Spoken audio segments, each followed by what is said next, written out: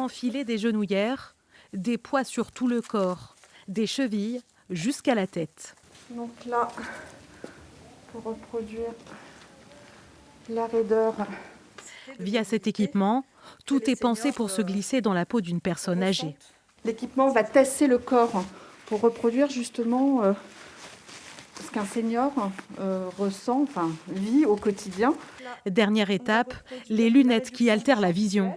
Voici Jennifer qui travaille au quotidien dans l'aide à domicile, prête pour l'expérimentation. Donc là maintenant, vous allez vraiment vous relâcher. Premier challenge, il faut marcher. Mais le pas est hésitant et quand vient la simulation de chute au sol, se relever semble impossible.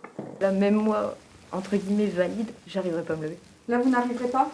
Maintenant, sur quelques minutes où on a vu ce que ça pouvait faire, c'est vrai que tout ce qui est fauteuil pour aider au lever, on perçoit mieux en fait ce dont on aurait besoin si on était dans cette situation-là tout le temps.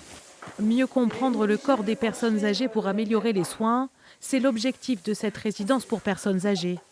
Elle forme ses agents et adapte déjà ses façons de faire. C'est pour nous l'occasion de se dire, en accompagnant cette personne au restaurant, je vais plutôt la regarder sur le côté pour mieux adapter mes gestes.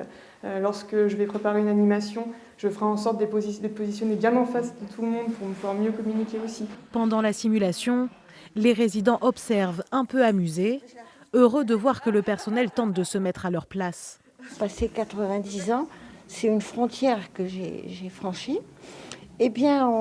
On n'a pas la même conception de son propre état. On se redécouvre autrement. Un travail main dans la main pour accompagner le vieillissement qui pourrait se révéler gagnant.